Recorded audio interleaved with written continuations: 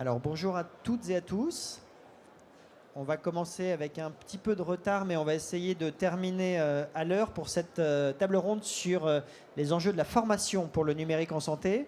J'ai le plaisir d'avoir un panel très varié, très divers et très complémentaire sur ces sujets essentiels pour accompagner le développement du numérique en santé.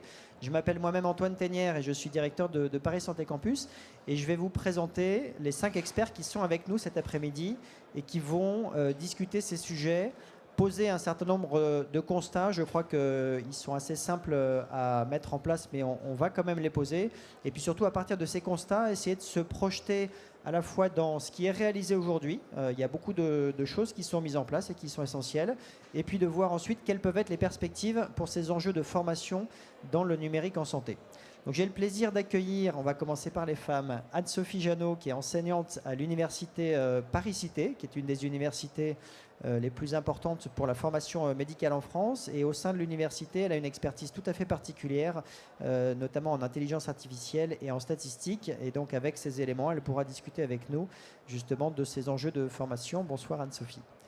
Agnès Bazin, également présente. Merci d'être là. Agnès a un rôle tout à fait important chez Doctolib.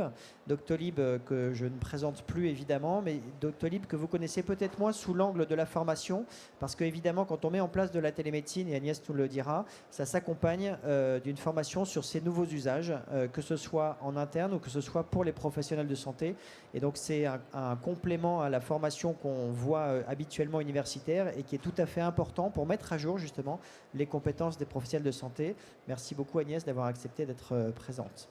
David Deamorim qui était présent à la table ronde, qui travaille également chez Médocteur, avec là aussi des enjeux de formation sur les activités qui sont portées par Médocteur. David nous dira comment est-ce qu'ils adressent ces points-là.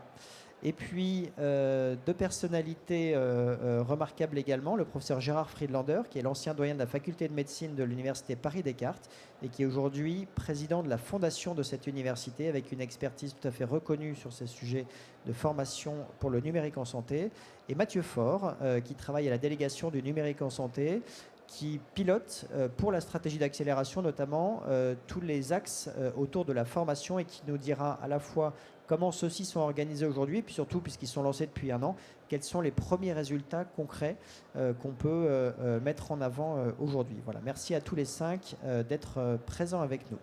Alors je vais commencer avec une première question, peut-être pour Anne-Sophie, pour essayer de poser un peu le tableau et les constats aujourd'hui justement sur les besoins autour de la formation pour le numérique.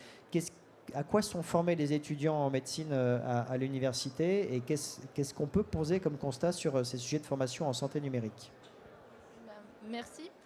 Donc en fait, actuellement, les médecins, les professionnels de santé sont confrontés en permanence à plein de systèmes d'information et ça leur prend beaucoup de temps et ils le vivent comme une charge plutôt que comme un atout souvent.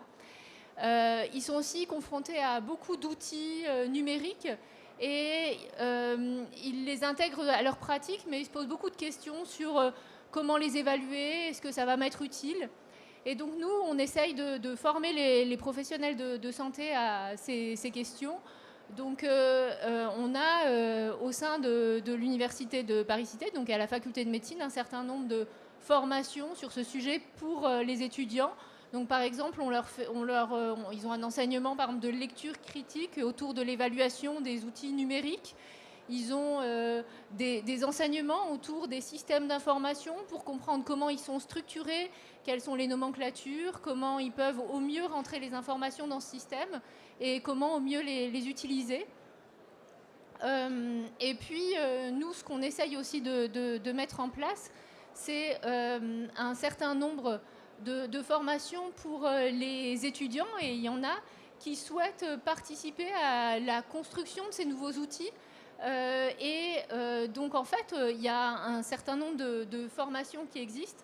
On va dire que l'ADN de ces formations, c'est de réunir des professionnels de profils très différents, des scientifiques, des médecins, des gens qui font aussi des sciences humaines et sociales.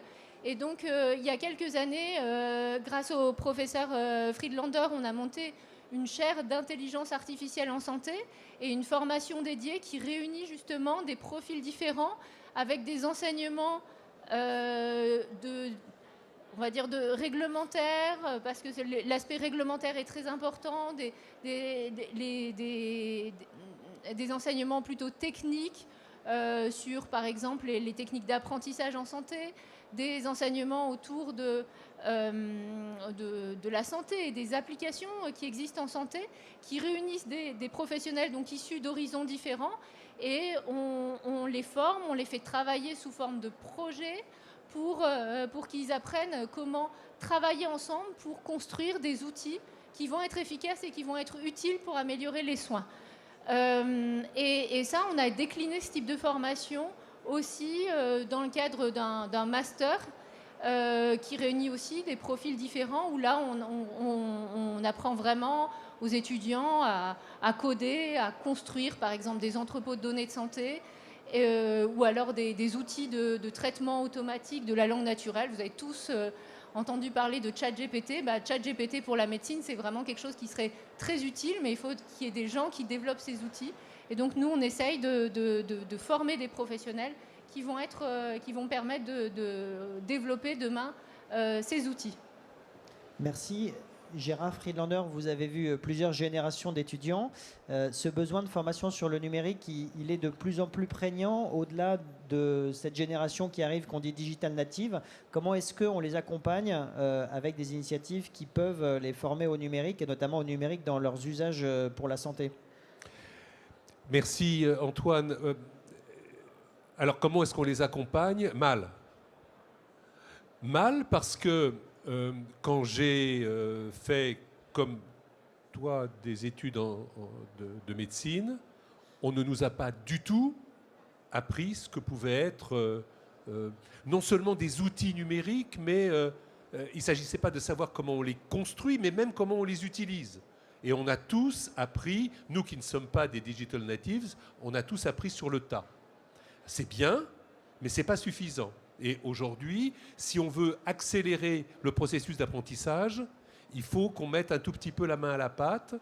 Et c'est exactement la raison pour laquelle on a créé, c'est ce que disait Anne-Sophie, cette chaire d'intelligence artificielle en santé, qui n'avait pas pour but de tout apprendre à des professionnels de santé, mais c'était de leur faire l'intelligence artificielle pour les nuls. C'est-à-dire, dans plein de domaines de la santé, est-ce qu'on est capable, premièrement, de leur expliquer un tout petit peu les bases mathématiques de ces développements, et deuxièmement, de travailler sur des cas d'usage, ce qui permet de comprendre pour de vrai à quoi ça sert et comment on s'en sert. Et puis, comme l'a dit Anne-Sophie, on peut avoir une vision très 360 degrés, c'est ce qu'on a fait avec un diplôme d'université, et puis on peut focaliser pour des professionnels sur des formations courtes qu'on appelle des masterclass, sur l'intelligence artificielle en imagerie, sur l'intelligence artificielle en anatomopathologie, sur des choses plus transversales comme éthique et réglementation en intelligence artificielle. Et Dieu sait que dans un domaine qui est le Far West, aujourd'hui, on en a absolument besoin. Donc ça, j'allais dire, c'est le premier volet.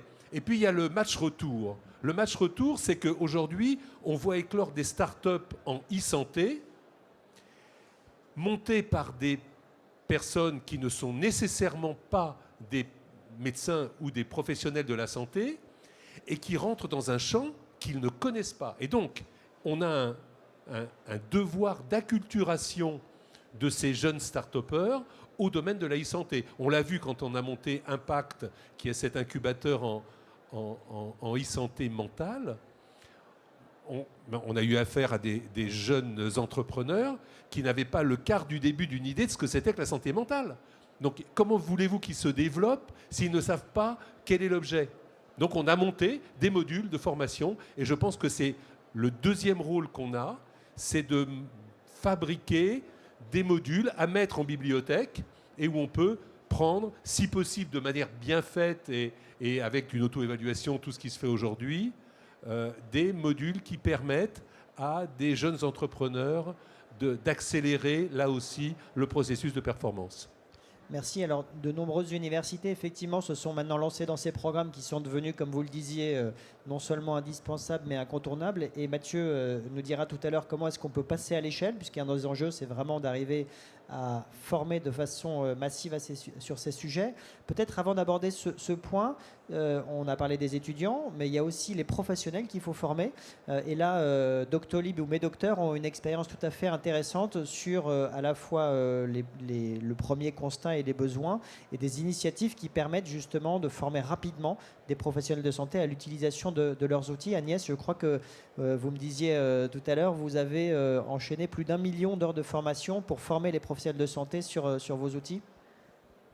Tout à fait. Donc, une des missions de Doctolib, c'est d'améliorer le quotidien des professionnels de santé avec la technologie. Et en fait, un des éléments fondamentaux, c'est bien sûr d'avoir une bonne technologie, facile à utiliser, sûre, fiable, etc. Mais c'est aussi d'avoir le service qui permette à ces personnes d'adopter cette technologie et de la mettre à leur service. Et en fait, ça, c'est à chaque fois qu'il y a un nouvel utilisateur de Doctolib, donc aujourd'hui, on a 340 000 utilisateurs dans 3 pays, France, Allemagne et Italie, qui sont soit des professionnels de santé, soit du personnel des cabinets médicaux. Donc les gestionnaires de cabinet, les secrétaires médicales, etc. Et en fait, à chaque fois qu'il y a un nouvel utilisateur qui adopte Doctolib, il y a une formation et la durée moyenne de formation est de 2h30. Donc 2h30 où en fait on a l'écran partagé, on est à côté de la personne, on s'adapte à son niveau informatique qui parfois commence à simplement prendre en main l'outil informatique et un navigateur internet, etc. Et on fait une formation personnalisée à l'adoption de ces nouveaux outils numériques avec des exercices pour contrôler que la personne a réussi à prendre en main selon ses besoins l'outil, le logiciel. On fait un paramétrage personnalisé. Donc, par exemple, certaines personnes veulent un niveau de zoom différent, des vues différentes en fonction de leurs besoins. Et en fait, on prend ce temps-là, donc que ça soit en présentiel dans les plus gros cabinets ou à distance avec un partage d'écran, etc., pour s'assurer qu'en fait, on ne donne pas simplement un outil, mais aussi les moyens à l'utilisateur de mettre cet outil à son service. Et ça, c'est vraiment fondamental. Et en fait, nous, on a un modèle où, quelque part, s'il n'y a pas d'adoption et pas d'usage, il n'y a pas d'outil et il n'y a aussi pas d'usage de Doctolib. Donc vraiment, pour nous, on considère qu'un client peut être lancé, qu'on peut commencer à le facturer le jour où il y a cette adoption de la technologie. Et donc, avec ces 2h30 de formation pour nos 340 000 utilisateurs, depuis les 10 ans de création de Doctolib, en fait, on est quasiment à 1 million d'heures de formation qui ont été dispensées. Et dans nos équipes, aujourd'hui, on est 2800 collaborateurs. Il y a à peu près la moitié des équipes qui sont dédiées en fait, à l'accompagnement des professionnels de santé et l'adoption de nos outils. Merci. Alors, David, je crois, dépasser le coût d'entrée justement de la formation au numérique. Un leader numérique en santé, c'est aussi et surtout pour permettre à l'ensemble des professionnels de santé d'accéder, en fait, du coup, dès demain, à ces innovations qui, bien entendu, vont leur permettre d'améliorer leur prise en charge, mais également, du coup, leur qualité de vie au travail. Et donc, finalement, du coup, permettre d'être un vecteur, et une fois de plus modeste, d'attractivité qui vont permettre non pas simplement de rester dans les établissements en fait du coup de santé, mais même d'y venir grâce au numérique. Merci beaucoup Mathieu. Je vous avais promis de terminer à l'heure et je vous propose de rester sur ces mots. Je voudrais vous remercier à nouveau tous les 5 de votre temps et de votre participation. Et personnellement, moi, je suis très heureux de voir pouvoir public, institutions et entreprises alignés sur un même objectif essentiel qui est de mettre à niveau la formation de nos étudiants et de nos professionnels de santé sur les questions du numérique. Et on a le temps, si vous le voulez, éventuellement pour une question. Baptiste.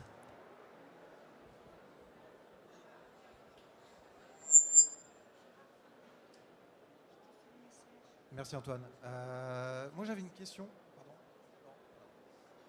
Bonjour. Baptiste Roux, fondateur de la société Phase 4. Nous on travaille sur des formats courts, micro-learning, 5 minutes, vous en avez parlé tout à l'heure. Aujourd'hui en santé, la majorité des formats promus par le DPC en particulier sont des formats longs, d'1 heure. Pour nous ça n'a aucun sens. On a parlé de la problématique des professionnels de santé qui ont de moins en moins de temps, qui ont justement des temps hachés. Moi, je n'arrive pas à comprendre comment on peut trouver 1 heure, une demi-journée dans un format de formation. Donc, je ne sais pas si vous avez Ma question, en fait, c'est est-ce qu'aujourd'hui, vous avez des nouvelles sur le fait que ça pourrait évoluer? À mon avis, ça va évoluer, c'est pas possible que ça évolue pas. Est-ce que vous avez des informations là-dessus? Alors, Antoine. Oui, vas-y. Alors, transformer enfin, c'est la quadrature de cercle, hein, transformer les enjeux complexes en éléments simples. La complexité. C'est un vrai sujet. C'est un sujet qu'on a beaucoup discuté avec l'Université de Paris-Cité, avec le successeur de Gérard, le doyen jeune maître. Effectivement, est-ce que c'est pas l'occasion maintenant de repenser aussi la manière d'enseigner différemment? Et donc, mais ça nécessite aussi, et là on a eu souvent l'échange avec Gérard, d'intégrer des nouveaux métiers dans la formation, des professionnels de la mise en format, de la vidéo, enfin de nouveaux modes de structuration des contenus pour aller effectivement vers des modes de consommation plus simples, plus aisés, notamment sur la formation continue. Et là, pour le coup, c'est vraiment un des sujets qu'on a beaucoup travaillé avec Université de Paris, avec EPITA, etc. Et on a été assez loin. Donc voilà, donc c'était pas le cas avant, hein, mais il y a une tendance, il y a un intérêt. Mais là, je crois, Gérard, tu peux rebondir là-dessus, ça nécessite quand même d'avoir des nouveaux métiers à développer de professionnels dans les universités. Ouais, on va pas refaire le match avec Baptiste parce qu'on se connaît bien, mais j'ai une réponse qui est mitigée. Oui, il faut modifier le format. Et pour modifier le format, c'est ce que vient de dire David, on a besoin de professionnels de la mise en forme. Ça s'appelle des ingénieurs TIS. Et aujourd'hui, confier à des professeurs de médecine le soin de transmettre des connaissances n'est pas raisonnable. Je le dis comme je le pense. Pas tout seul. Parce que tout seul, ils ne savent pas le faire. Ils savaient le faire quand c'était ex cathedra dans un amphi avec du vrai bois et des gradins et qu'on avait tout son temps. Aujourd'hui, ce n'est peut-être pas la bonne manière de faire parce que le mode de consommation a changé. Pour autant, si on pouvait éviter la tiktokisation frénétique de l'apprentissage de métiers, je pense qu'on a un curseur à mettre de manière intelligente entre la capsule vidéo de 30 secondes où on fait youpi et le cours ex cathedra d'1h30 que plus personne ne suit, parce que quand je vois les étudiants dans un amphi, pendant qu'il y en a un qui parle, eux, ils font leur SMS quand ils ne parlent pas au téléphone. Vous voulez dire qu'on ne pourra pas faire la transplantation du foie en 180 secondes? Peut-être pas tout de suite. Agnès, vous vouliez réagir? Non, parce que je voulais réagir simplement, c'est une question de complémentarité des formats. Et je pense qu'en effet, il y a un vrai avenir pour tous ces nouveaux formats, parce qu'on voit, étant donné les contraintes de temps des professionnels de santé, ces formats qui seraient alliés à la capacité de proposer en contexte la formation au bon moment où elle a une valeur pour le professionnel de santé. Je pense qu'ils ont beaucoup d'avenir, mais c'est vrai qu'ils ne remplaceront pas pas toujours. Et c'est vraiment l'innovation qui est nécessaire aussi bien sur le format que bien sûr sur le contenu. Et donc, j'espère qu'il y aura un bel avenir pour ces formats. En fait, il y a un élément extrêmement important dans la formation des étudiants en médecine, c'est qu'ils gardent un esprit critique sur ce qu'ils apprennent, sur les niveaux de preuve. Et ça, c'est quand même très difficile à faire passer sur des formats très courts. Merci. Alors, le débat va continuer hors scène, si je puis dire. En tout cas, moi, je voulais vous remercier tous les 5 à nouveau, vous remercier de votre présence et de votre attention et vous souhaiter une très bonne soirée. Merci.